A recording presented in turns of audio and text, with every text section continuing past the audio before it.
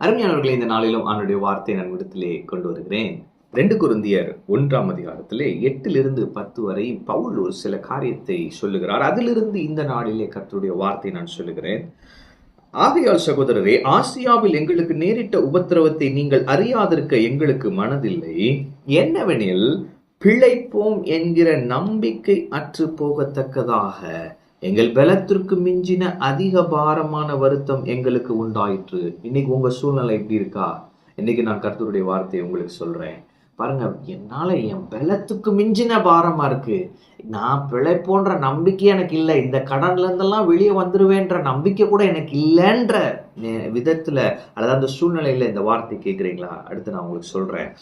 நாங்கள் எங்கள் மேல் நம்பிக்கை ஆயிராமல் மரித்தோரை எழுப்புகிற தேவன் மேல் நம்பிக்கையாயிருக்கத்தக்கதாக மரணம் வரும் என்று நாங்கள் எங்களுக்குள்ளே நிச்சயித்திருந்தோம். எந்த அளவுக்கு இன்டென்ஸ் பிரச்சனைனா, அவ்வளவுதான், நம்ம செத்துருவோம், செத்த பிறகு கர்த்தர் நம்மளை உயிரோடு எழுப்புவாரு, நம்ம சாகிறது உறுதின்னு பவுல் நினைச்சிருக்கிறாரு. அந்த அளவுக்கு பிரச்சனை. அப்படிப்பட்ட மரணத்தினின்றும் அவர் எங்களை தப்புவித்தார். ஹல்லேலூயா! அவர் எங்களை தப்புவித்தார். இன்னைக்கு நான் சொல்லுகிறேன், உங்க பிரச்சனை ஒன்றும் இல்லை, கர்த்தர் உங்களை தப்புவிப்பார்.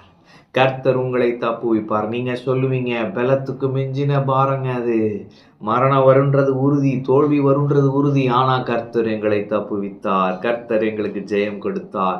இந்த கடினமான பாதையை விட்டு வெளியே வந்து நீங்க சாட்சியா சொல்லுவீங்க, கர்த்தர் எங்களை தப்புவித்தார். ஆமென். அவர் இன்னும் தப்புவிக்கிறார், இன்னும் தப்புவிப்பார் என்று அவரை நம்பியிருக்கிறோம். ஹல்லேலூயா! அப்ப இன்னைக்கு நான் உங்களை பார்த்து சொல்லுகிறேன், உங்களை தப்புவிப்பதற்காக, உங்களை பாதுகாப்பதற்காக, உங்களை பத்திரமா இதிலிருந்து வெளியே கொண்டு வருவதற்காக கர்த்தர் உங்களோடு இருக்கிறார். எனவே நீங்க சோர்ந்து போகாதீங்க.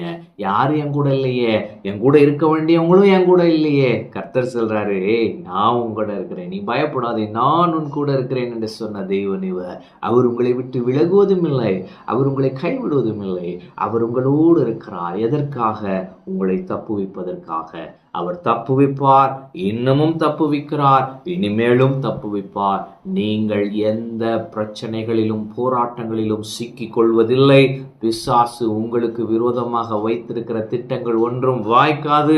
கர்த்தர் உங்களை தப்புவிப்பார். நீங்கள் தப்புவிக்கப்படுவீர்கள். ஆமென். கர்த்தர் உங்களோடு இருக்கிறார். கர்த்தர் உங்களை ஆசீர்வதிப்பார்.